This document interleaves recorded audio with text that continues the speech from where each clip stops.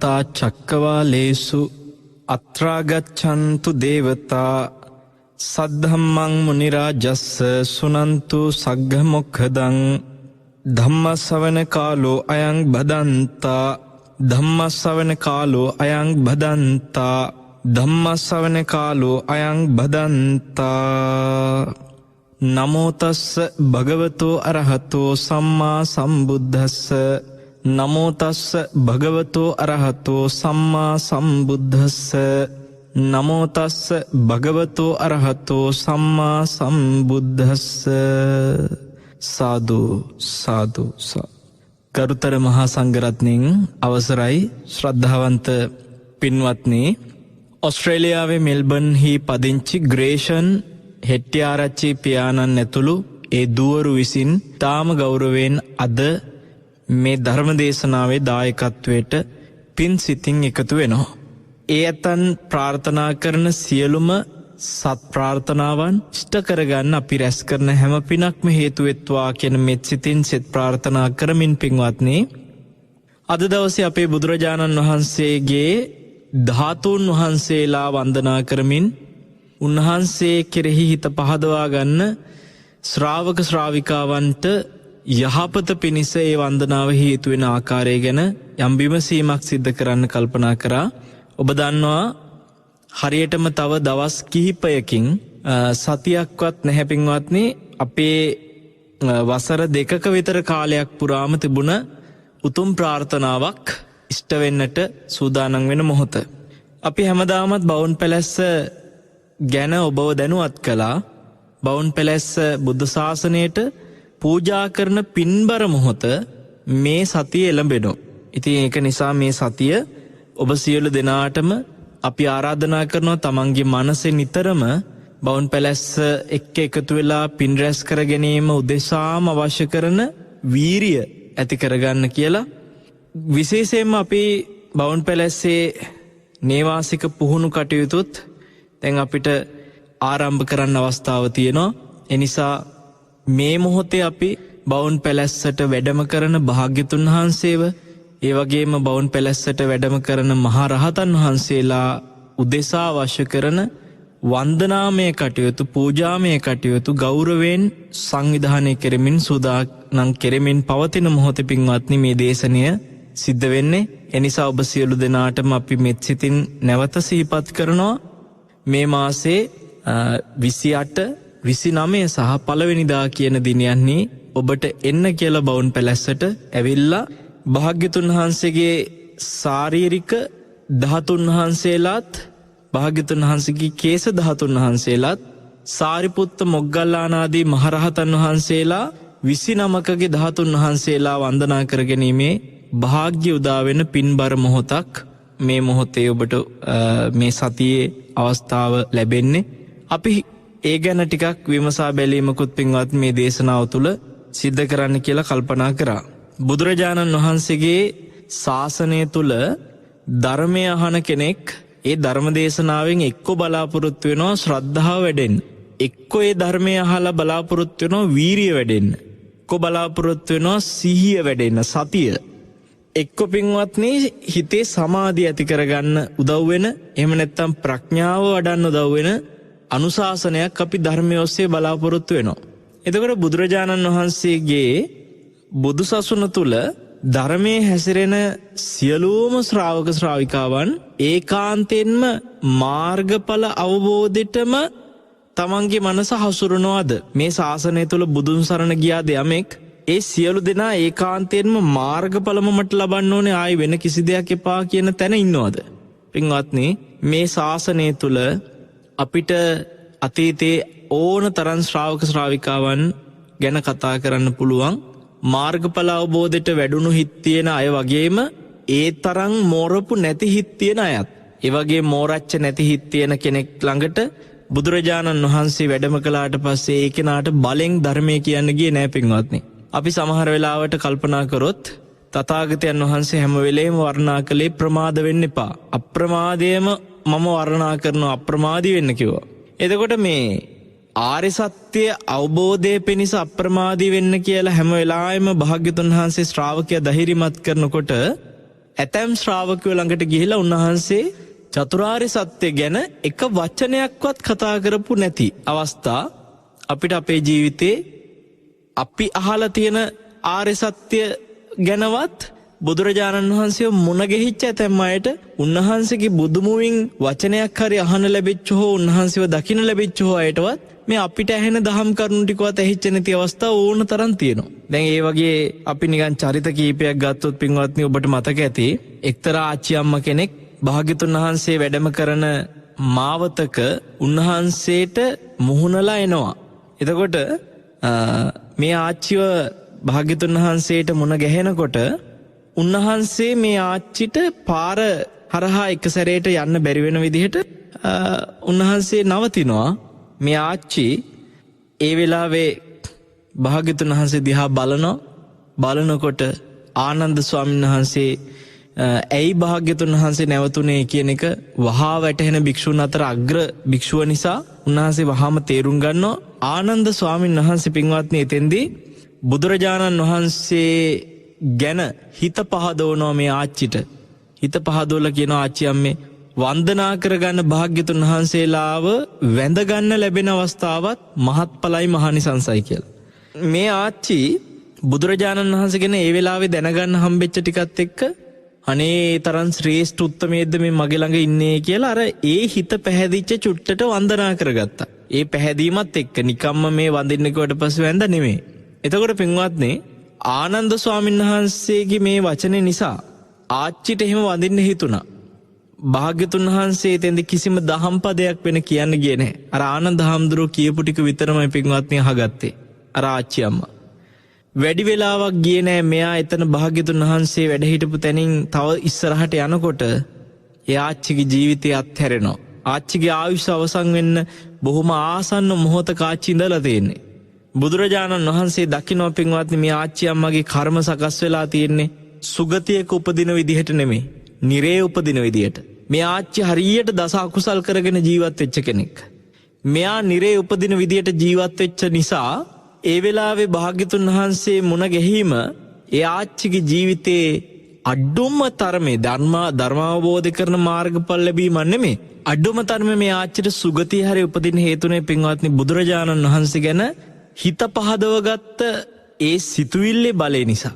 ඒ චේතනාවේ බලය නිසා. එතකොට බුදු කෙනෙක් ගැන හිත පහදිනකොට මේ නිරේ උපදින්න ඉන්න මිනිස්සෙකුට උනත් බලවත් චිත්ත ප්‍රසාදයකින් භාග්‍යතුන් වහන්සේ ගැන ශ්‍රද්ධාවෙන් මේ යන කාලේ හරි මැරෙන්න අවස්ථාව ලැබෙනවා කියන්නේ ඒ චිත්ත ප්‍රසාදේ පුංචි නෑ අර මිනිසයව සුගතියෙන් නවත්තන්න හරි අවම ඒ චිත්ත ප්‍රසාදයට පුළුවන් වෙනවා.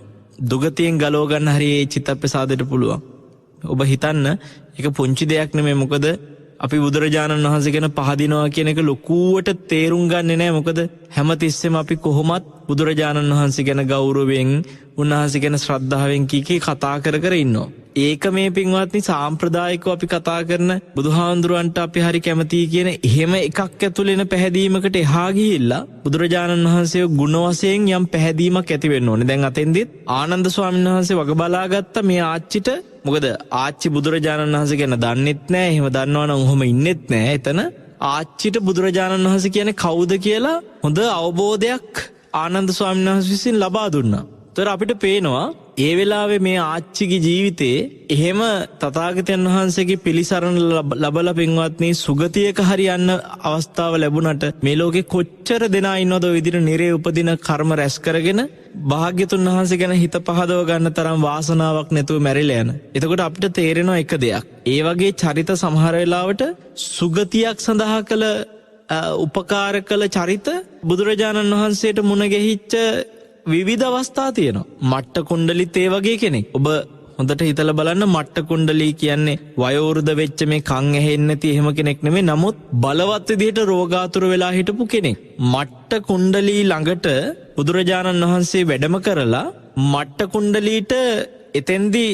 ධර්මයේ දේශනා කරන්න ගියේ නෑ. මට්ට කුණ්ඩලී දිහා දෙසට භාග්‍යතුන් වහන්සේ සිටගෙන උන්වහන්සේගේ බුදුරැස් ඒ වෙලාවේ පින්වත්නි මට්ට කුණ්ඩලී ළඟ විහිදෙන විදිහට උන්වහන්සේ ප්‍රාතිහාර්ය පානවා.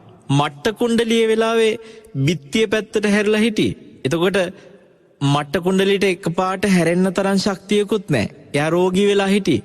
මෙයා භාග්‍යතුන් වහන්සේ වැඩම කරලායි කියලා දැනගත්තේ පින්වත්නි අර බුදු රැස් නිසා. ඒ රැස් දකින්නකොට මට්ට කුණ්ඩලියට දැනුණා මම කාත් කවුරුත් නැද. මොකද එයාට හිටපු එකම කෙනා එයාගේ තාත්තා ගණන් ගත්තේ නැහැ. තාත්තා පැත්තක දාලා තිබ්බා පුතාව. එතකොට එතෙන්දී මට්ට කුණ්ඩලී තනි වෙලා කියලා මහා දුකකින් හිටිය පින්වත්නි, හිතේ පීඩනයකින්. සමහරලාට කෙනෙකුගේ ජීවිතේ එහෙම මට කාත් කවුරුත් නැහැ තනි වෙලා කියලා හිතට පීඩනයක් දුකක් ආපු වෙලාවකට කවුරු හරි කෙනෙක් නිකමට හරි අනේ මං වෙනුවෙන් ඉන්නවා කියලා දුකක් කරදරයක් වෙච්ච වෙලාවකට හිතට දැනෙනවා නම් පින්වත්නි, ඒක මෙච්චරයි කියන්න බැරි තරම් හිතට ශක්තියක්. මට්ට කුණ්ඩලීට ඒ වෙලාවේ තාත්තා මාව බලන්නෙත් නැහැ. අනේ මට අම්මත් නැහැ, මට සහෝදර සහෝදරියෙක් කිසි කෙනෙක් නැහැ, මාව බලාගන්න කියලා ආච්චි කෙනෙක් සීයා කෙනෙක් කිසි කෙනෙක් නැහැ. මාව මේ ලෙඩ ඇඳේ මම මහා වේදනාවකින් පීඩා විඳ ඉන්නවා. මම තනියම මේ ලෙඩ ඇඳට වෙලා දුක් විඳින කිසි කෙනෙක් මට නැහැ කියලා මට්ට කුණ්ඩලීට දැනෙනකොට පින්වත්නි, භාග්‍යතුන් වහන්සේගේ වැඩම කිරීම එක්ක මට්ට කුණ්ඩලීට දැනුනේ පුදුමාකාර හිතේ පැහැදීමක්. උන්වහන්සේ මගේ දුකට මාය ළඟ හිටියා. උන්වහන්සේ මගේ හිත සනසන්න මගේ ළඟ ඉන්නවා. මට කවුරු නැතත් භාග්‍යතුන් වහන්සේ ඉන්නවා. එච්චරයි මට්ට කුණ්ඩලීට දැනුනේ. භාග්‍යතුන් වහන්සේ මොන තරම් කාරුණිකයක්ද. උන්වහන්සේ මාව බලන්න ඇවිල්ලා මට්ට කුණ්ඩලීට ඒ ටික දැනෙනකොට පින්වත්නි, ඔහුගේ අන්තිම හුස්ම පොද ටිකයි ඒ වෙලාවේ වාතලයට පිට වෙන්නේ.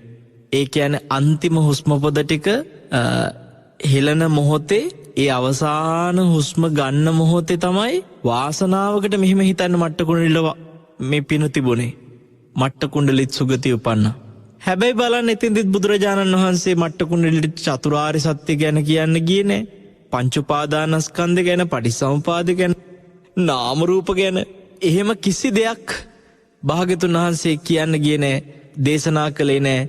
සාමාන්‍යයෙන් අපි දකිනවා අද වර්තමානයේ ඇතැම් අය බුදුරජාණන් වහන්සේගේ ධර්ම දේශනාවක් ඇහෙනකොට පින ගැන කවුරු හරි කතා කරනවා නම්, වන්දනාවක් ගැන කතා කරනවා නම්, ධාතුන් වහන්සේලා ගැන කතා කරනවා නම්, සමහර තරුණයන්ගේ හිත්ම හැදිලා තියෙනවා ඔය පින, ධාතු වන්දනා, බෝධි වන්දනා, ඕවෙන් ඇති වැඩේ මොකද්ද?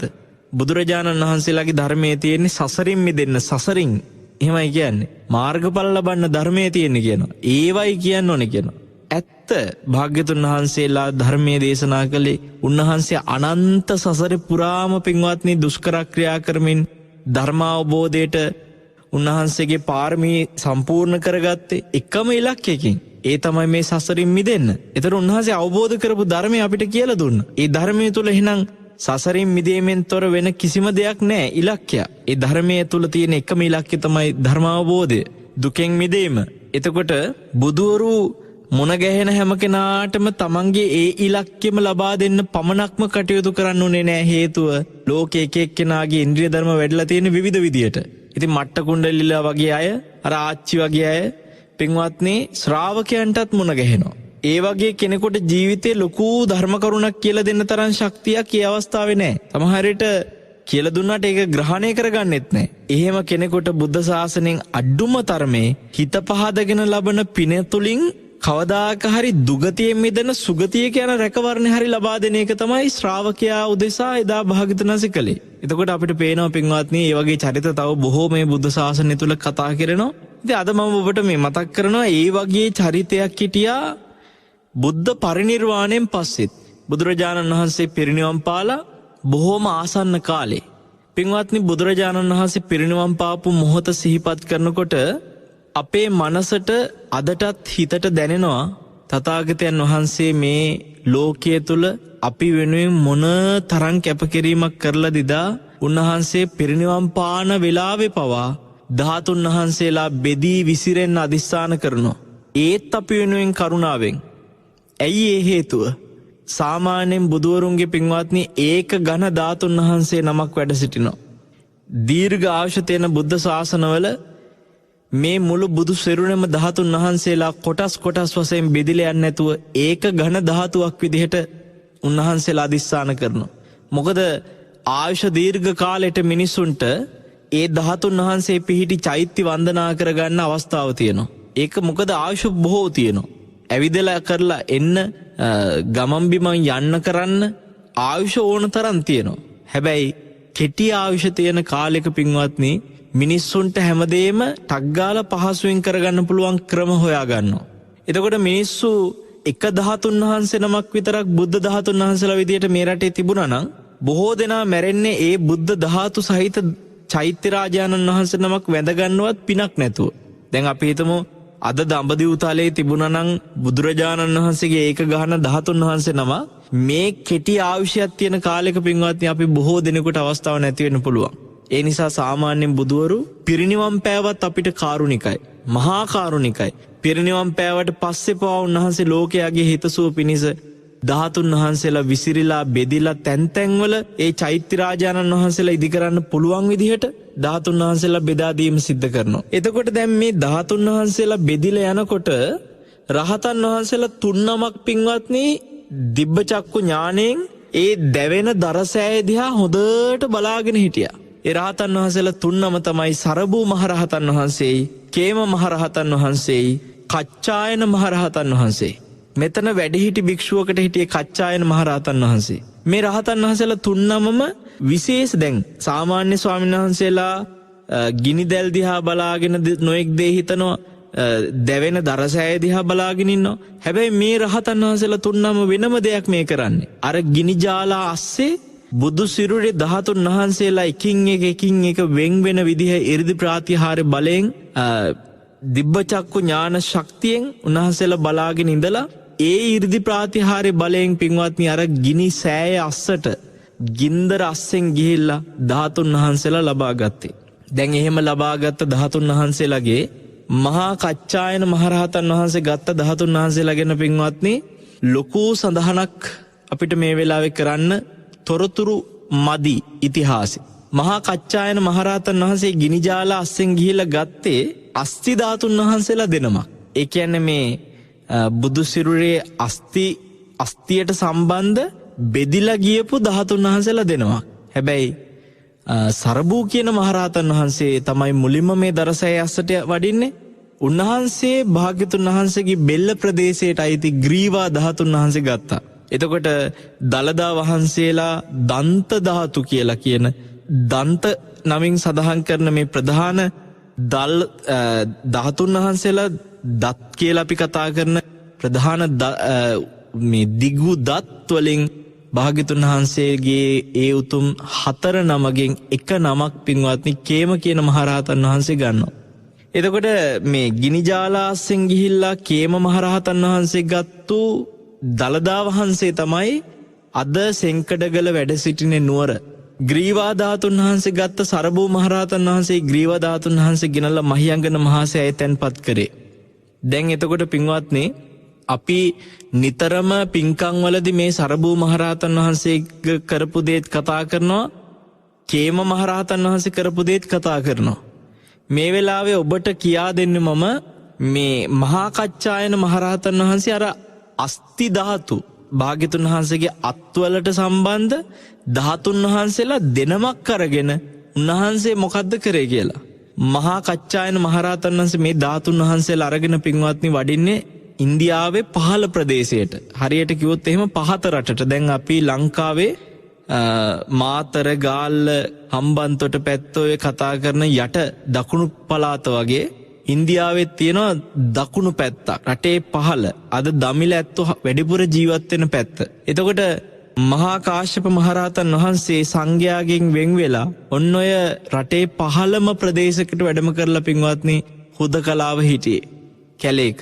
මහා කච්චායන කියන මේ උතුම් මහා ස්වාමින් වහන්සේ භාග්‍යතුන් වහන්සේ යම් දහම් කරුණක් දේශනා කළොත් එහෙම ඒ දේශනා කරපු දහම් කරුණ කොච්චර කෙටි වුණත් ඒ කෙටි දහම් කරුණ පින්වත්නි දීර්ඝව දේශනා කරන්න තරම් පින්වන්ත අග්‍රම භික්ෂුව මහා කච්චායන මහරහතන් වහන්සේ. උන්වහන්සේ මේ ගත්ත හස්ති ධාතුන් වහන්සේලාගේ පින්වත්නි එක නමක් තමන් වහන්සේ ළඟ තියාගෙන වන්දනා කළා.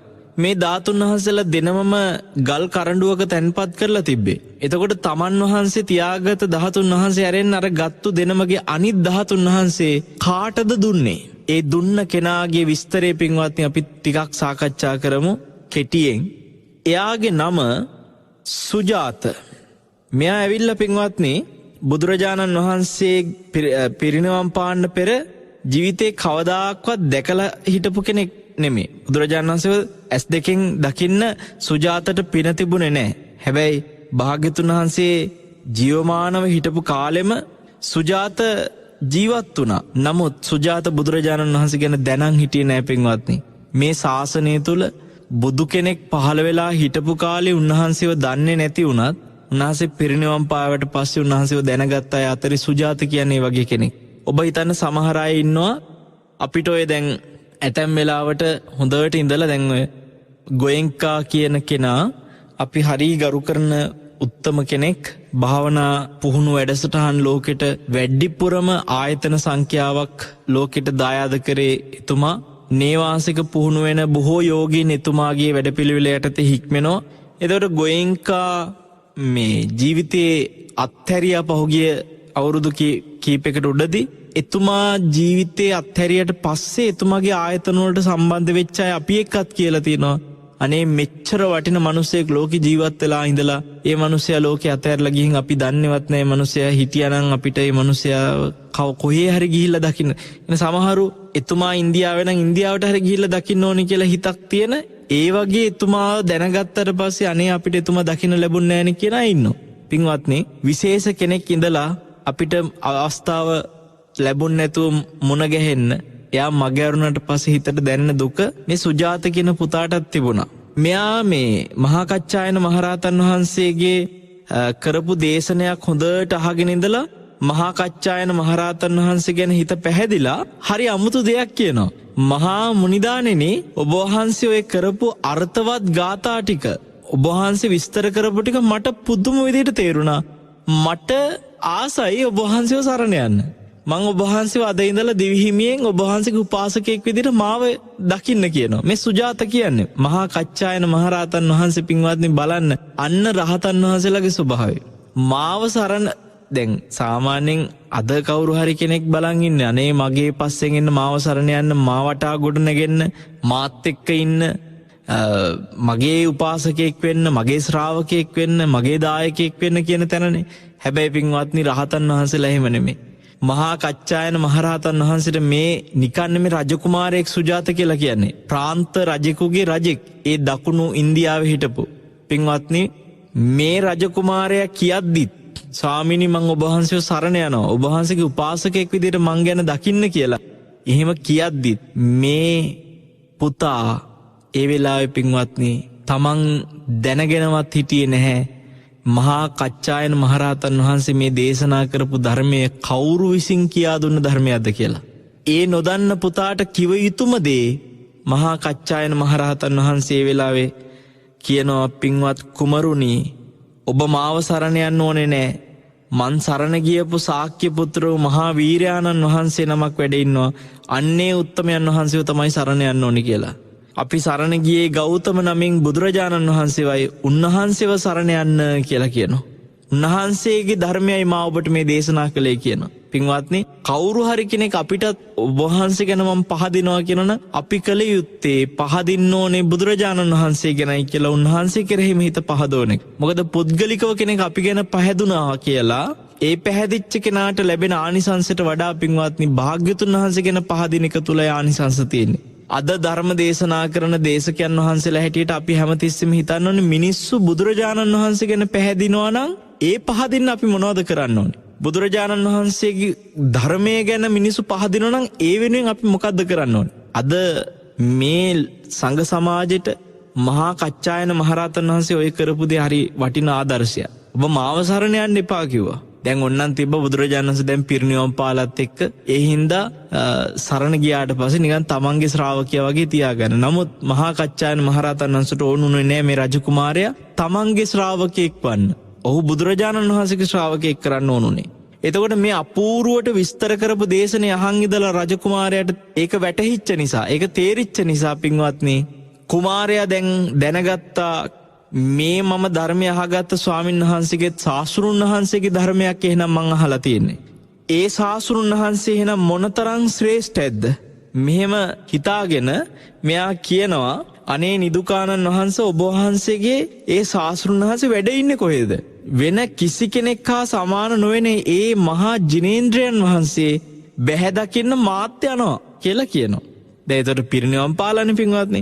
දැන් මාත් යන්නම් කියලා කිව්වම බුදුරජාණන් වහන්සේගේ මේ අසහාය ලයේ උපම් පුතෙක් වෙච්ච මහා කච්චායන මහරහතන් වහන්සේ කියනවා කුමරුනි ඔක්කාක වංශයෙන් ඉපදිච්ච අජානීය මහා පුරුෂෝත්තමයන් වහන්සේ වැඩ සිටියේ පෙරදිග ජනපදේ. දැන් මේ ඉන්නේ දකුණේනේ. නිසා කියන උන්වහන්සේ වැඩ හිටියේ පෙරදිග ජනපදේ. අනේ කුමරුනි උන්වහන්සේ දැන් මේ වෙනකොට පිරිනිවන් පාලා කිව්වා. පින්වත්නි අර තරුණයාගේ ඇස්වලට කඳුළු ආවා. භාග්‍යතුන් වහන්සේව දකින්න අවංකවම මේ තරුණයා හිතාගෙන තමයි ඇහුවේ කොහෙද වැඩ ඉන්නේ කියලා. පිරිනිවන් පාලා කියලා ඇහෙනකොට කඳුළු ආවා. නිදුකානන් වහන්සේ ඔබ වහන්සේගේ ශාස්ත්‍රුන් වහන්සේ ඒ බුදුරජාණන් වහන්සේ ජීවමානව වැඩ හිටියානම් උන්වහන්සේ සමග උතුම් දහම් ඇසුරක් ලබන්න මං 1000 යොදුනක් හරි ගෙවාගෙන උන්වහන්සේව බලන්න යනවායි කියනවා. උන්වහන්සේව දකින්න යොදුනක් හරි ගෙවා 1000 යොදුනක්. ඒ කියන්නේ යොදුන් 1000ක් හරි මං යනවායි කියනවා. පින්වත්නි එහෙනම් දකුණු ඉන්දියාවේ ඉන්න කෙනෙකුට උතුරු ඉන්දියාවේ උඩහා ප්‍රදේශයේ භාග්‍යතුන් වහන්සේ වැඩ හිටියත් යොදුන් 1000ක් තිබ්බත් මට භාග්‍යතුන් වහන්සේව මේ වෙලාවේ දකින්න යන්න ඕනේ කියනවා. උන්වහන්සේ හිටියා නම් මම යනවායි කියනවා. පින්වත්නි තරුණයාගේ හිතට දැනෙන්නේ නැති මෙච්චර ශ්‍රේෂ්ඨ ධර්මයක් මේ ලෝකෙට දායාද කරපු බුදුරජාණන් වහන්සේ මේ මෑත පිරිනිවන් පානතුරු අනේ මං උන්වහන්සේ ගැන දැනගෙන හිටියේ නෑනේ කියලා. පින්වත්නි මෙයාගේ තියෙන ශ්‍රද්ධාව මෙයා තෙරුවන් සරණ ගිහිල්ලා බුදුරජාණන් වහන්සේ මේ වෙලාවේ දකින්න තියෙන ආසාව ඒ ගෞරවය නිසා මහා කච්චායන කියන මේ ශ්‍රේෂ්ඨ රහතන් වහන්සේට අපූර්ව දෙයක් හිතෙනවා. ඒ වෙලාවේ පින්වත්නි මහා කච්චායන මහරහතන් වහන්සේ ගිනි ජාල අස්සෙන් 이르දි මවාගෙන ගිහිල්ලා බුදුරජාණන් වහන්සේගේ හස්ති ධාතුන් වහන්සේලා දෙනමක් මේ අස්ති අතට අයිති ඒ ධාතුන් වහන්සේලා දෙනම ගල් කරඬුවක තැන්පත් කරගෙන දකුණු ඉන්දියාව පැත්තට ආවේ පින්වත්නි බුදුරජාණන් වහන්සේව බැහැ දැක්කා කියන හිතින් උන්වහන්සේට වන්දනා කරන්න. මේ ශ්‍රේෂ්ඨ උත්තමයන් වහන්සේට ඔන්න හිතෙනවා මේ සුජාත කියන රාජකීය පුතාට බුදුරජාණන් වහන්සේ බැහැ දකින්න පුදුම උනන්දුවක් නොඇතිෙන්නේ. මේ පුතා මේ යොදුන් 10 ගාණක් හරි ගෙවාගෙන යන්න ලෑස්තිලු බුදුරජාණන් වහන්සේව දකින්න. උන්වහන්සේව ඇසුරු කරන්න. මහා කච්චායන මහරහතන් වහන්සේ කල්පනා කළා මෙයා මරණින් පස්සේ කොහේ උපදින විදියටද මෙයාගේ කර්ම සකස් වෙලා තියෙන්නේ. බලනකොට පින්වත්නි උන්වහන්සේට දැනුණා මේ සුජාත නිරේ උපදින කර්ම වලට බර ජීවිතයක් ගෙවලා තියෙන්නේ. එයාගේ ජීවිතේ හිස අර සාමාන්‍යයෙන් මැරිච්ච කෙනෙක් කොහෙද උපදින්නේ කියන එක ගැන කතා කරද්දී දුක්ඛිත තැනක නම් විශේෂයෙන්ම නිරේ වගේ නම් හිසේ ගෙනියන බරක් එක සැරේට බිම අතාරිනවා වගේ සැනින්ම කියන්නේ මහා බරක් උස්සන් ගිහලා එකපාරට බිම දානවා නම් ඒ බර බිම දානවා වගේ පින්වත්නි නිරේ ගිහිල්ලා උපදිනවයි කියනවා. නිරේ උපදින කෙනෙක්. දැන් මේ සුජාත කියන රාජකුමාරයාත් ඒ වගේ උපදින්න කර්ම අප්‍රමාණ රැස් කරගත චරිතයක්. කච්චායන මහරහතන් වහන්සේට හිතුණා දැන් මේ වෙලාවේ ධර්මදේශනයක් අහලා හිත පහදගත්තට මේ තරුණයා කිසිම මාර්ගඵලයක්වත් එහෙම ලබලත් නැහැ. ධර්මයක් අහලා හිත පහදින කෙනෙක් ආයෙ ටික කාලයක් ගියාට පස්සේ යාට ඔක අමතක වෙලා යනවා. දැන් මේ ලෝකෙ පින්වත්නි ධර්මදේශනා අහන්න හොඳට හිත උනන්දු වෙච්ච ඇතැම් අය කාලයක් යනකොට ආයෙ අතහැරලා දානවා. ඒතර දැන් මේ කුමාරයා කොහොමත් නිරේ උපදින්න ඉන්න කෙනා. දැන් මෙයා තවත් මේ ධර්මයෙන් ඈත් වුණොත් කොයි වෙලේ හරි මෙයාට තියෙන පිළිසරණ නැති වෙනවා. භාග්‍යතුන් වහන්සේ වැඩ හිටියනම් මෙයා උන්වහන්සේ බැහැ දැකලා වන්දනා කරලා ධර්මය අහලා මහානහ වෙන්නත් තිබ්බා. අද මේ රාජකුමාරයාගේ හිතේ බුදුරජාණන් වහන්සේ බැහැ දකින්න තියෙන කැමැත්ත මම නැති කරන්න නැතුව ඒ කැමැත්තට යම් උදව්වක් කරන්න ඕනේ. උත්තම මහරහතන් වහන්සේ මහා කච්චායන මහරහතන් වහන්සේ පින්වත්නි ඒ වෙලාවේ හිතුවා මගේ ළඟ 13 වහන්සේලා දෙනමක් වැඩ ඉන්නවනේ. මම මේකින් එක නමක් මේ පුතාට දෙනවා. පින්වත්නි ඒ වෙලාවේ චීවර 7ක් මත තැන්පත් කරගෙන අරගෙන ආපු මේ උතුම් 13 වහන්සේලාට ගල් කරඬුවක තැන්පත් කරලා අප්‍රමාණ ගෞරවයෙන් වන්දනා කරගෙන තියාගත්තු මේ 13 වහන්සේලාගේ එක් 13 වහන්සේ නමක් අර සුජාත කියන පුතාට දුන්නා. එයාට ජීවිතේ හිතාගන්න බැරි දෙයක් මේක. මෙයා ජීවිතේ තමන්ගේ බිරිඳත් එක්ක බුදුරජාණන් වහන්සේ ගැන සිතමින් 13 වහන්සේලාට දිවාරය වන්දනා කරමින් පින්වත්නි ජීවිතේ රැස් කරපු පින මෙච්චරයි කියන්න බෑ. මොකද මෙයාට අර 13 වහන්සේ වඳින හැම වෙලේම මතක් වෙන්නේ බුදුරජාණන් වහන්සේ දැන් මයි ළඟ ඉන්නවා. බුදුරජාණන් වහන්සේ තමයි මේ වැඩ ඉන්නේ. උන්වහන්සේ දැන් අපේ නිවසේ වැඩ ඉන්නේ. හැම තිස්සෙම මේ පුතා ගෙදරින් එළියට බහින්නේ භාග්‍යතුන් වහන්සේගෙන් අවසර අරගෙන. උදේ නැගිට්ට ගමන් ගිහිල්ලා වන්දනා කරන්න බුදුරජාණන් වහන්සේගේ 13 වහන්සේලාට. රැයට කවදාකවත් නිදිය ගත්තේ නෑ. එදා ඉඳලා පින්වත්නි 13 වහන්සේලාට වඳින්න නැතුව. නිරේ යන්න හිටපු මේ තරුණයා කරගත්ත මහා ලොකු පිනක් තියනවා නම් තියෙන්නේ පින්වත්නි එකම දේ 13 වහන්සේලාට වැන්දෙක විතරයි. බුද්ධ ශාසනය වෙනකොට තාම පවතිනවා. හැබැයි බුදුරජාණන් වහන්සේ ජීවමානෝ නැහැ.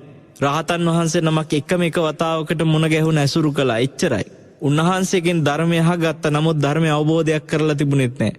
ජීවිතේ මහා පෙරලියක් කරන්න අර පුංචි අස්ති 13 වහන්සේට පුළුවන් වෙනවා පින්වත්නි. නිරේ යන්න හිටපු මේ තරුණයා මරණින් පස්සේ නින්දෙන් එකපාරට බොහොම සුවසේ නැගිටිනවා වගේ නිදා පිබිදියාක් මෙන් කියන්නේ. නිදාගෙන ඉඳලා සුවසේ එකපාරට අවදි වෙනවා වගේ ඇස් සැරලා අවදි වෙලා බලනවා වගේ පින්වත්නි මනුස්ස ලෝකයේ පියවෙච්ච ඒ දැස් විවෘත වෙන්නේ නන්දන උයනේ. දෙව්ලොව නන්දන උයනේ මේ තරුණයා උපදිනවා දෙවියෙක් විදිහට. නන්දන උයනේ පින්වත්නි නන්දන කියන වචනේ තේරුමම සතුට කියන එක. නන්දන උයන හැදිලා තියෙන්නම විවිධ කුරුළු කොබෙයන්ගෙන් පිරලා දිව්‍යමය විදිහට සතුටු වෙන්න දෙව්ලොව යම් තැනක් තියෙනවා නම් දැන් අපේ ওই දියත උයන වගේ නෙමෙයි. නන්දන උයන කියන තැන ලෝකේ පිනටම පහළ වෙන කෙනෙකුට ගිහිල්ලා සතුටු වෙන්න තියෙන තැනක්. නන්දන උයනේ සතුටු වෙන දෙවියන් අතරේ පින්වත්නි තවත් එක්තරා දෙවි කෙනෙක් බවට පත් වෙනවා. නිරේ යන්න හිටපු මේ සුජාත කරපු පින මොකද්ද? 13 වහන්සේලා වැඳපු එක. එතකොට පින්වත්නි කෙනෙකුගේ ජීවිතේ කරලා තියෙන අකුසලයක් තියෙනවා නම් තමන්ගේ හිතට පීඩාවක් දෙන ඒ අකුසලයෙන් මිදෙන්න කෙනෙකුට ඔන්න තියෙනවා හොඳම දෙයක්. තමන්ගේ ජීවිතේ තමන්ට මතක් වෙනවා නම් මං අසවල් අකුසලේ කරා කියලා. ඔබට පින්වත්නි ජීවමාන 13 වහන්සේලා නමක් ඔබේ සියසින් දකිමින් උන්වහන්සේ ළඟ මනසින් අදිස්ථාන කරගන්න මම කරපු මේ හැම අකුසලයක්ම මම මෙතෙන් පටන් ඒ අකුසලේ සිද්ධ කරන්නේ නැහැ කියලා අදිස්ථාන කරගෙන ගෞරවයෙන් වන්දනා කරගන්න. පින්වත්නි එදා සුජාතගේ අතට භාග්‍යතුන් වහන්සේගේ 13 වහන්සේලා ලැබුණා. සුජාත ගිහිල්ලා බොහෝම ගෞරවයෙන් කරඬුවක් හදාගෙන වන්දනාමාන කළා. එතකොට මහා කච්චායන මහරහතන් වහන්සේ කෙරෙහි කෙලෙහි ගුණයෙන් දෙව්ලොව ඉඳලා දිව්‍ය විමානයෙන් ඇවිල්ලා මහා කච්චායන මහරහතන් වහන්සේව වන්දනා කරලා මේ දෙවියා කිව්වේ ස්වාමීනි මං ඉස්සර මිනිස් ලෝකේ සුජාත කියලා රාජකුමාරයෙක් වෙලා හිටියා. ඔබ වහන්සේ තමයි මාව මට අනුකම්පාව උපද්දවලා සංවර කරලා මාව ධර්මයේ පිහිටවලා ආයුෂ පිරිහිලා මං දුගති යන තරම් කර්ම තියනවා කියලා දැනගෙන ස්වාමීනි ඔබ වහන්සේ මට 13 වහන්සේලා ලබා දුන්නා. සුජාත මෙන්න මේකට වඳින්න පූජා කරන්න කියලා ඒ 13 වහන්සේලා මට දුන්න දවස අද වගේ මතකයි ස්වාමීනි. ඒක ඔබට යහපත පිණිසමයි හේතු වෙන්නේ කියලා ඔබ වහන්සේ දා කිව්වේ වචනේ. පින්වත් ස්වාමීනි මට යහපත පිණිස හේතු වෙලා කියලා මේ දෙවියා පින්වත්නි ආකාශේ ඉඳලා මහා කච්චායන මහරහතන් වහන්සේ ළඟ පෙනී දිබින් කියනවා. ඒ වෙලාවේ කියනවා ස්වාමීනි ශාස්ත්‍රුන් වහන්සේගේ 13 වහන්සේ නමක් ඔබ වහන්සේ ලබා දුන්නේ. මං ඒ 13 වහන්සේට සුවඳින් මලින් නිරන්තරයෙන්ම පුද පූජා කළා. හරි පිළිවෙලට මං ඒ 13 වහන්සේ වන්දනා කළා. මිනිස් ශරීරය අතහැරියට පස්සේ ස්වාමීනි මං නන්දන වනේ ඉපදිලා රම්‍ය වූ මේ නන්දන වනේ නොයෙකුත් විදිහේ කුරුළු කොබෙය එක්ක සතුටු වෙමින් දිව්‍ය අප්සරාවන් පිරිවරාගත් ජීවිතයක් අද මට ලැබිලා තියෙනවායි කියනවා. පින්වත්නි ඔහුට ආර්ය සත්‍ය අවබෝධයට ලොකු පිනක් තිබුණේ නැහැ. හැබැයි ඔහු දුගතියෙන් හරි මිදුණ අද සුගතියකට ආවා. දැන් අද ඔහුට මාර්ගඵලලාභියෙක් ඔය දෙවියන් අතරදී යම් මොහොතක මුණ ගැහුණොත් ඒ මාර්ගඵලලාභියාගෙන් ඇහෙන ධර්මය ඉක්මනට මතක හිටියේ. ඒ ධර්මය අවබෝධ කරන්න පව ඔහුට ශක්තිය ලැබේ. ඔබ හිතන්නේ 13 වහන්සේ වන්දනා කරගන්න පින නොතිබුණා නම් ඒ ගෞරවයෙන් අවස්ථාව ඔහුට නොලැබුණා නම් ඔහු බොහෝ විට සමහරට මේ අපි මේ ධර්ම දේශනාව කතා කරනකොට පින්වත්නි මේ වෙලාව වෙනකොට සුජාත ඉඳී ගිහිල්ලා අජාත උපතක නිරේ ගිහිල්ලා ඉඳී. එහෙනම් සුජාත වෙන්නේ නැහැ. පින්වත්නි බුදුරජාණන් වහන්සේගේ ධර්ම දේශනා අහලා ඒ ධර්මය අවබෝධ කරපු අය වගේම උන්වහන්සේගේ ධාතුන් වහන්සේ නමකට ඒ විදිහට වන්දනා කරලා පින් රැස් කරගත චරිත මේ සසරේ අනන්ත අප්‍රමාණයි. බුදුවරු මොන තරම් මහා කාරුණිකයිද කියලා බලන්න. ඒක ගැන ධාතුන් වහන්සේ නමක් විදිහට නම් එදා අපේ ගෞතම බුදුරජාණන් වහන්සේගේ ධාතුන් වහන්සේලා වැඩ හිටියේ.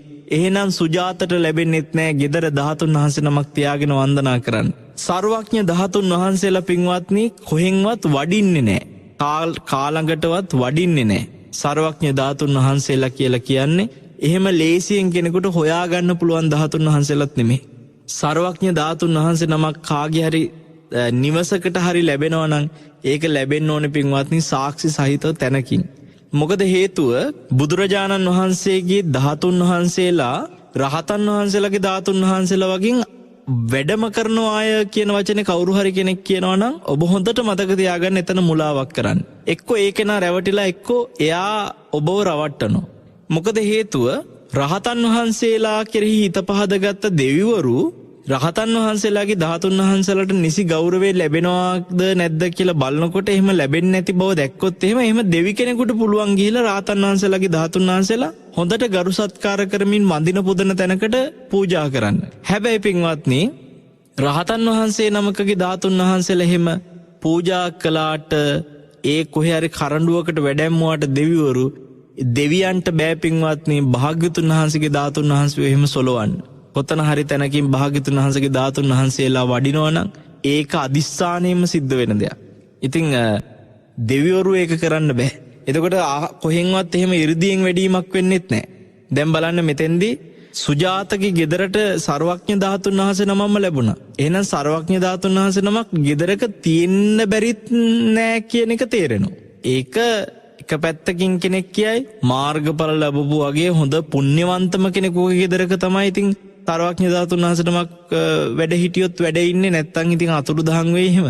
නෑ පින්වත්නි දැන් බලනකොට සුජාත කියන්නේ මේ නිරේ යන හිටපු කෙනෙක්. එතකොට එයාට ධාතුන් වහන්සේ නමක් ලැබුණාට පස්සේ නිවස තියාගෙන වදින්න අවස්ථාව ලැබුණා. එහෙනම් මේ බුද්ධ ශාසනය තුල බුද්ධ ධාතු නිවසක තියාගෙන වැඳපු අවස්ථාවක් තියෙනවා පින්වත්නි. අද වර්තමානයේ වෙනකොට ඒ ධාතුන් වහන්සේලාගෙන් ඔබට භාග්‍ය තියෙනවා. බුදුරජාණන් වහන්සේගේ කේස ධාතුන් වහන්සේලා යටිහෙළගලට ලැබෙනවා. එතකොට මේ යටිහෙළගල තැන්පත් කරපු කේස ධාතුන් වහන්සේලා පින්වත්නි නෙල්ලිගලට මේ වෙලාවේ තැන්පත් කරලා චෛත්‍ය රාජානන් වහන්සේ නමක් ඉදි කරලා ඒ වගේම ධාතු මංජුසාවක ශ්‍රී සුගන්ධ කුටියේ ධාතු මන්දිරේ වැඩ සිටිනවා.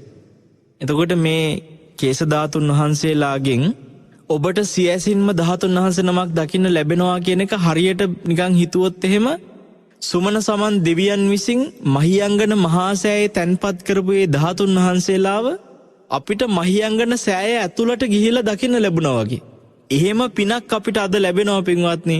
නෙල්ලිගල වැඩ සිටින මේ කේස ධාතුන් වහන්සේලා අපිට සියැසින් කොතනදී හරි දකින්න වාසනාව ලැබෙනවනම් ඔබට මේ කේස ධාතුන් වහන්සේලා සියැසට දකින්න ලැබුණා කියන්නේ පින්වත්නි ඔබ අවුරුදු 2000 ගානකට පෙර වැඩ හිටිය මගේ ශාස්ත්‍රඥ වහන්සේගේ කේස ධාතුන් වහන්සේලා ඔය පින්වන් තැස් දෙකෙන් දකින්න කෙනෙක් වෙනවා.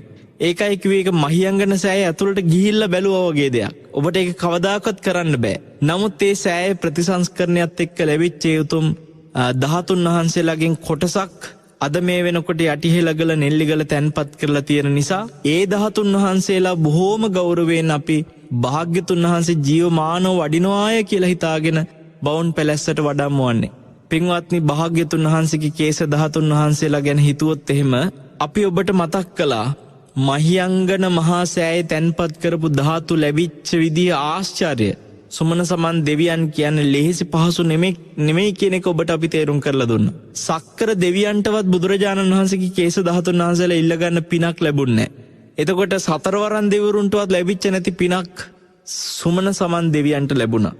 පින්වත්නි ඒ කේස ධාතුන් වහන්සේලා ඒ කියන්නේ බුද්ධත්වයට පත් වෙලා මාස 9ක් වගේ කෙටි කාලෙකින් මහියංගනයට වැඩම කරපු භාග්‍යතුන් වහන්සේට සුමන සමන් දෙවියන් විශේෂ වෙනවා. සුමන සමන් දෙවියන් කෙරෙහි විශේෂ ගෞරවයක් අපිටත් පින්වත්නි හිතේ ඇති කරගන්න පුළුවන්. උන්වහන්සේ එච්චරටම දක්ෂ වෙනවා බුදුරජාණන් වහන්සේගේ කේශ ධාතුන් වහන්සේලා ඉල්ලගන්න.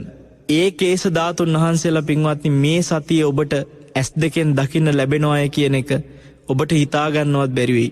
බුදුරජාණන් වහන්සේගේ කේශ ධාතුන් වහන්සේලා මේ අපේ පියවි S2 අපිට දකින්න ඉඩක් ලැබෙනවා නම් ඒ ලැබෙන මහඟු අවස්ථාව පින්වත්නි යොදුන් 1000ක් ගෙවාගෙන හරි එන්නම් කියලා අර සුජාත හිටියනම් කියයි. අනේ උන්වහන්සේගේ ධාතුන් වහන්සේ නමක් හරි දකින්න ලැබෙනවා නම් යොදුන් 1000 ගාණක් ගෙවාගෙන හරි එන්නම් කියලා. පින්වත්නි අද අපිට එදා වගේ පයින් එන්න දෙයක් නැහැ. වාහන පහසුකම් තියෙනවා. අපිට එන්න කාලේ හදාගන්න අවශ්‍ය නම් මේ S2 පින්වත්නි බිත්තර කට්ටක් වගේ නූල් පොටවල් වලටත් වඩා හිතාගන්න බැරි තරම් සියුම් ස්නායු තියෙන මේ S2 කොයි වෙලාවෙ නොපෙනී යනවද කියලා කියන්න බැරි අපිට පින්වත්නි. මේ යුගයේ ආයුෂ කොයි වෙලාවෙ අවසන් වෙනවද කියලා හිතාගන්න බැරි කාලයක පින්වත්නි මේ සතිය තුල අපිට කොහොම හරි සතියෙන් ඇවිල්ලා බුදුරජාණන් වහන්සේව දැකගෙන ගෞරවයෙන් වන්දනා කරගන්න පිනක් ලැබෙනවා නම් ඒක පුංචි දෙයක් නෙමෙයි. එතකොට කේශ ධාතුන් වහන්සේලා විතරද නෑ. ශ්‍රී සර්වඥ ධාතුන් වහන්සේලාත් පින්වත්නි ශාරීරික සර්වඥ ධාතුන් වහන්සේලාත් ඉතා කුඩා කැබලිවලට බිඳුණු ඒතුම් ධාතුන් වහන්සේලාත් මේ වෙලාවේ වන්දනා කරගැනීමේ වාග්ය මේ සතිය තුල ඔබට බවුන් පැලැස්ස ලැබෙනවා. ඒ විතරක්ද නෑ පින්වත්නි 80 මහා ශ්‍රාවකයන් වහන්සේලා අතරේ මේ අපි කතා කරපු මහා කච්චායන මහරහතන් වහන්සේ එදා ඒ සුජාත කියන පුණ්‍යවන්ත දෙවියෙක් වෙච්ච මේ මොහොතේ නන්දනවනේ සතුට වෙන දිව්‍ය අප්සරාවන් සමග ඒ තමන්ගේ පින භුක්ති විඳින මේ දෙවියව නිරේ යන්න නැති වෙන්න දෙව්ලොව යන්න තරම් පිහිට පිලිසරණ දුන්නු. ඔබ සරණ යන්න හදන්නේ මාව ඇයි මම නෙමෙයි ඔබට සරණ වෙන්න ඕනේ. ඔය මා විසින් අවබෝධ කළ ධර්මය නෙමෙයි මගේ ශාස්ත්‍රුන් වහන්සේ අවබෝධ කරපු ධර්මය. ඒ නිසා ඔබ ශාස්ත්‍රුන් වහන්සේව සරණ යන්න කියලා පින්වත්නි නිහතමානීව කියපු ඒ මහා කච්චායන මහරහතන් වහන්සේගේ ධාතුන් වහන්සේලාත් එදාට ඔබට සියසින්ම දක ගන්න අවස්ථාව ලැබෙනවා බවුන් පැලැස්ස පින්කමේදී. මහා කච්චායන මහරහතන් වහන්සේ වෙනුවෙනුත් වෙනම මැටි ලෙනක ධාතුන් වහන්සේලා වන්දනා කරගැනීමේ භාග්‍ය ලැබෙනවා. පින්වත්නි සාරිපුත්ත මහරහතන් වහන්සේගෙන ඔබ අනන්ත අහනවා. උන්වහන්සේගේ උතුම් ශ්‍රී ශරීරය තුල අභ්‍යන්තරයේ තැන්පත් වෙච්ච ධාතුන් වහන්සේලා ඉස්සෙල්ලාම ජේතවනාරාමයට ලැබුණ පින්වත්නි පෙරහංකඩයක තැන්පත් කරලා. ඒ කියන්නේ අටපිරිකරත් එක්ක සාමාන්‍යයෙන් ස්වාමීන් වහන්සේලා පෙරහංකඩයක් පාවිච්චි කරනවා. ඒ පෙරහංකඩේ වතුර පෙරාගෙන වළඳන්න විනය ශික්ෂාපදයකට අවශ්‍ය කරපු දෙයක්. කැලේක වැඩ ඉන්න ස්වාමීන් වහන්සේ නමක් පෙරහංකඩයක් ළඟ තියාගෙන ඉන්නවමයි. ඒ නිසා තමයි අටපිරිකරට අංගයක් විදිහට අටෙන් එකක් විදිහට පෙරහංකඩේ තියෙන්නේ. සාරිපුත්ත මහරහතන් වහන්සේ පාවිච්චි කරපු පෙරහංකඩේටමයි පින්වත්නි උන්වහන්සේ පිරිනිවන් පෑවට පස්සේ උන්වහන්සේගේ ධාතුන් වහන්සේලා බොහෝම මුතු වගේ බෙදිලා ගියපු උතුම් ධාතුන් වහන්සේලාව මේ පෙරහංකඩේට දාලා තමයි ආනන්ද ස්වාමීන් වහන්සේගේ අතට ලැබුණේ. ඒ ලැබිච්ච සාරිපුත්ත මහරහතන් වහන්සේගේ ශරීර අභ්‍යන්තරෙහි තැන්පත් ඒ උතුම් ධාතුන් වහන්සේලා ඒ අස්ති ධාතුන්ගෙන් ඔබට සියසින් දැකගන්න ධාතුන් වහන්සේ නමක් සාරිපුත්ත මහා රහතන් වහන්සේගේ ධාතුන් වහන්සේ නමක් සියසින් දැකගන්නවා නම් පින්වත්නි ඒ සඳහා අවස්ථාවක් ඔබට මේ වෙලාවේ ලැබෙනවා. මුගලන් මහරහතන් වහන්සේගේ ධාතුන් වහන්සේලා වන්දනා කර ගැනීමේ භාග්‍යයක් ලැබෙනවා. ඉතින් අපි පහුගිය දවස්වල ඇත්තටම ඊයේ දවසේ නෙල්ලිගලට වැඩම කරලා බොහෝම ගෞරවයෙන් කිරියහාර තැන්පත් කරලා භාග්‍යතුන් වහන්සේ උදෙසා භාග්‍යතුන් වහන්සේ සමග වඩින රහතන් වහන්සේලා උදෙසා ආරාධනා කිරීම බොහොම ගරුසරු ඇතුව සිදු කළා. අපිට පින්වත්නි විශේෂ 80 මහා ශ්‍රාවකයන් අතරෙහි මහරහත් ධාතුන් වහන්සේලා වැඩම කරන මේ පින්කමේ එකම එක අපි බලාපොරොත්තු වෙනම රහතන් වහන්සේ නමක් වඩම්වන්නට අවස්ථාව නැහැ. ඒ තමයි මහා කාශ්‍යප මහරහතන් වහන්සේ. භාවනා කරන තැනක් හැටියට බවුන් පැලැස්ස ඉදිවෙන නිසා පින්වත්නි බවුන් පැලැස්සේ ධාතු වන්දනාවට වඩින්ම ඕන රහතන් වහන්සේ නමක් තමයි මහා කාශ්‍යප මහරහතන් වහන්සේ. නමුත් අපි උන්වහන්සේ වැඩම කරන්න අවස්ථාවක් අපිට සකස් කර ගැනීමේ භාග්‍ය පින නැති නිසා ඒ වෙනුනුත් අපි අපූර්ව දෙයක් කරනවා. ඒ මොකද්ද කරන්න කියන එක ගැන ඔබට සාකච්ඡාවේදී අහන්න ලැබේවි. බුදුරජාණන් වහන්සේගේ මේ උතුම් බුදු සසුන තුල පින්වත්නි වැඩ හිටිය තවත් සුවිශේෂ මහා රහතන් වහන්සේලා 29ක් එක්ක භාග්‍යතුන් වහන්සේ වැඩම කරන මේ උතුම් පින්කමට ඔබට පින්වත්නි සියසින් වන්දනා කරගන්නට පමණක් නෙමෙයි පෙරාතුව සංවිධාන කටයුතු වලදීත් සහභාගී වීමේ පින තියෙනවා. පුෂ්ප පූජාවන්ගෙන් අපි පින්වත්නි අලංකාරවත්ව සකස් කෙරෙනවා. ඒ සඳහා කැමති අය ඇවිල්ලා බුදුරජාණන් වහන්සේ උදෙසා මල් පූජා කරලා මල් පූජා කරනවා කියවගම අපි ඔලුවට එන්නේ වත්තු සුද්ධ ඉද්ද පිච්ච මල් පූජා කරන එක. නමුත් පින්වත්නි නෙළුම් මලින් සහ විශේෂයෙන්ම දින ගණනාවක් පුරා භාග්‍යතුන් වහන්සේ සහ ඒ උතුම් රහතන් වහන්සේලා වැඩ සිටින නිසා දින ගණනක් තියාගන්න පුළුවන් විදිහේ මල් වර්ග. ඒ කියන්නේ මල් සැරසිලි සඳහා ගන්න නැවුම් මල් වර්ග තියෙනවා. මේ මල් වර්ගත් අපි මේ සතිය තුල කැමති අයට භාග්‍යතුන් වහන්සේ උදෙසා පූජා කරන පුෂ්පයක් වශයෙන් ගෙනල්ලා පූජා කරන්න අවස්ථාව තියෙනවා. අපි ඒ තොරතුරු ඔබට සාකච්ඡාවේදී සිහිපත් කරන්න බලාපොරොත්තු වෙනවා. හැමෝටම මේ වෙලාවේ එක දෙයක් කියනවා. අපි දන්නේ නැහැ පින්වත්නි අපේ ජීවිතයේ ආයුෂ කවදා අවසන් වෙනවද කියන එක. ඉතින් මේ පින්කමට සහභාගී වෙන මොහොතේ මම හැමතිස්සෙම හිතනවා අපේ ජීවිතේ කොතනදී අවසන් වෙනවා කොතනදී හෝ අවසන් වෙනවා නම් ඒ අවසන් වෙන්නට පෙර වන්දනා කරන්න ලැබෙන අවසාන වන්දනාව වෙන්න පුළුවන් මේ වන්දනාව. ඒකින්ද යොදුන් ගානක් හරි සාස්ෘණ වහන්සේ හොයාගෙන මං එනවා කියලා කියපු අර තරුණයාගේ වචනේ අපේ හිතට දැනුණා. එක 100 කෙනෙක් හැරමිටිය ගහගෙන බුදුරජාණන් වහන්සේ ළඟට ආවේ. එදා ඒ වෙලාවේ පින්වත්නි සාරිපුත්ත මහරහතන් වහන්සේ ළඟට ඉස්සලා යනවා. ඉතින් සැරියුත් මහරහතන් වහන්සේත් එක්කත් සාකච්ඡා කරපු කරුණක් තියෙනවා. බුදුරජාණන් වහන්සේගෙන් අහගත් එක්තරා වාක්‍යයක් ඒ තමයි ඒ වෙලාවේ 100 ලෙඩ වෙලා හිටියේ හැරමිටියෙන් ආවේ වාරු අමාරුවෙන් වාරු නැතුව බොහොම දුබල වෙච්ච ශරීරයකින් ලෙඩ වෙන කය ලෙඩ වුණාට කමක් නැහැ හිත ලෙඩ කරගන්න එපා කියන බුද්ධ වචනය මේ 100ගේ හිතට දැනුනේ අර ප්‍රබෝධයෙන් පිරිලා ඉතිරිලා මහා අමුතු විදියට මනස පිපිච්ච ගතියක් මේ 100ට එක ඒ වාක්‍යයත් එක්ක දැනුණා. වැඩිදුර විස්තර කතා කළේ නෑ. වන්දනා කළා සතුටටම ඇවිල්ලා සරියුත් මහ රහතන් වහන්සේට කිව්වා ස්වාමීනි බුදුරජාණන් වහන්සේ අද මහා පුදුම වාක්‍යයක් කිව්වා. ලෙඩ වෙන කය ලෙඩ වුණාට කමන්නේ හිත ලෙඩ කරගන්න එපා කියලා. ඒ වෙලාවේ සාරිපුත්ත මහ රහතන් වහන්සේ අහනවා ඈ උපාසක ඔබට බුදුරජාණන් වහන්සේ කියපු එකේ තේරුම අහන්න බැරි වුණාද කියලා. අනේ ස්වාමීනි මට ඒ වෙලාවේ ඒකට නිච්චයක් වුණේ මට ඒ තේරුම අහගන්න බැරි වුණා. ස්වාමීනි උන්වහන්සේ කොහෙද වැඩ ඉන්නේ යොදුන් ගානක් හරි ගිහිල්ලා මං උන්වහන්සේගෙන් මේ තේරුම අහගෙන ඉන්න කැමතියි කියනවා. ඒ වෙලාවේ සාරිපුත්ත මහරහතන් වහන්සේට ඉල්ලීමක් කරන ඔබ වහන්සේ කියන්න ස්වාමීනි ඔබ වහන්සේ දේශනා කරන ඒ අර්ථය අහන්නත් මං යොදුන් ගානක් දුර ඉඳලා හරි එන්නම් කියනවා. පින්වත්නි වයස 80ටත් එහා වයසක 100 කෙනෙක් මේ කවුරුවත් මේ නකුල පිතා. එතකොට හැරමිටියකින් ඉන්නේ හැරමිටියෙන් එන 100 කෙනෙක් යොදුන් ගානක් එන්න ලෑස්තිලු මේ පුංචි ධර්ම කරුණක අර්ථය දැනගන්න. අපි දන්නවා ඒ තමයි ශ්‍රද්ධාව. ඒ තමයි මේ ශාසනය තුල තෙරුවන් කෙරෙහි ඇති වෙන චිත්ත ප්‍රසාදේ ගෞරවය.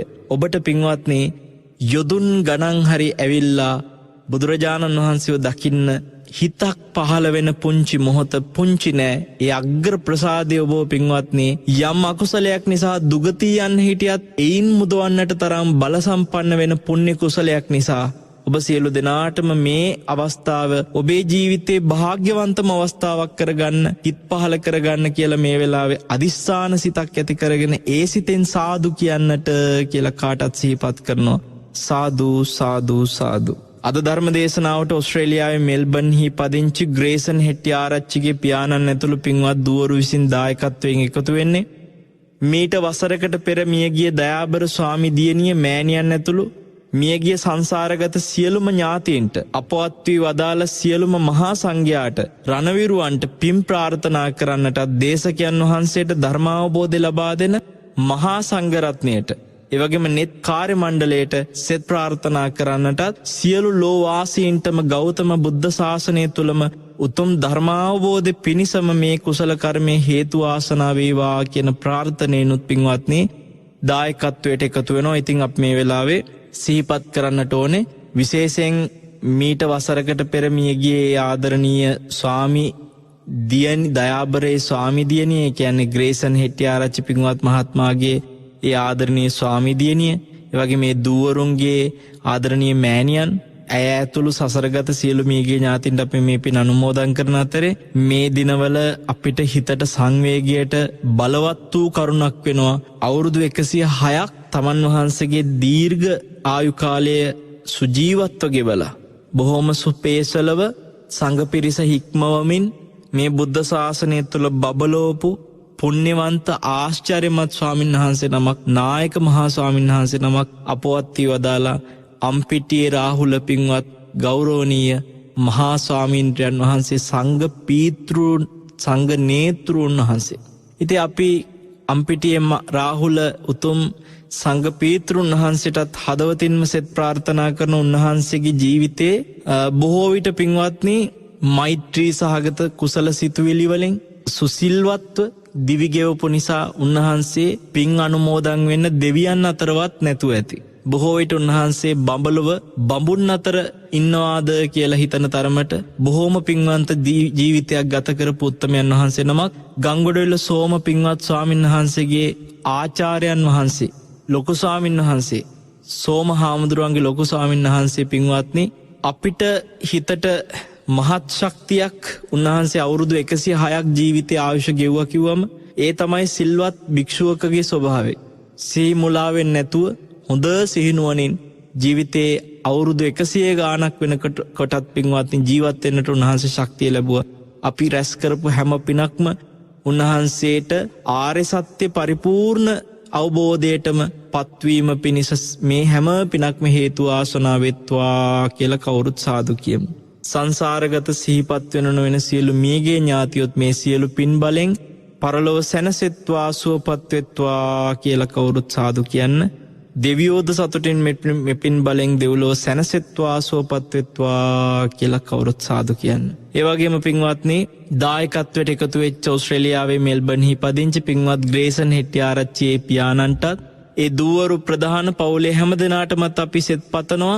අද දායකත්වයට එකතු වෙච්ච අය වගේම ශ්‍රාවකත්වයෙන් සහභාගී වෙන පින් ඇති ඔබ හැම දෙනාටමත් ආශිර්වාද කරනවා. ඔබ සියලු දෙනාටම ගෞතම බුදුරජාණන් වහන්සේගේ උතුම් බුද්ධ ශාසනය තුළම ධර්මාවබෝධය පසක් කරගන්න මේ පින ඒකාන්තයෙන්ම ශක්තිය ධෛර්යය පිණිසම හේතු වෙත්වා කියලා ආශිර්වාද කරනවා. net fm නාලිකාවේ පින්වත් අධිපතිතුමන්ටත් අපේ වරුණ මහත්තයා ඇතුළු මේ කාර්ය මණ්ඩලයේ පින්වන්ත සියලු දෙනාටත් ඒ වගේම net ශ්‍රාවක ශ්‍රාවිකා ඔබ හැම දෙනාටමත් යහපත සැපත සැනසෙල්ලම වෙත්වා කියලා මෙත් සිතින් ආශිර්වාද කරනවා. ඔබ සැමටම මේ අමා මහ නිවන ගෞතම බුදුසසුනේදීම ඉක්මන් වෙත්වා. සාදු සාදු සාදු. ආකාසට්ටා ච බුම්මට්ඨා දේවානාගා මහිද්దికා පුඤ්ඤන්තං අනුමෝදිත්වා චිරං රක්칸තු ශාසනං චිරං රක්칸තු දේශනං චිරං රක්칸තු ත්වං සදාති.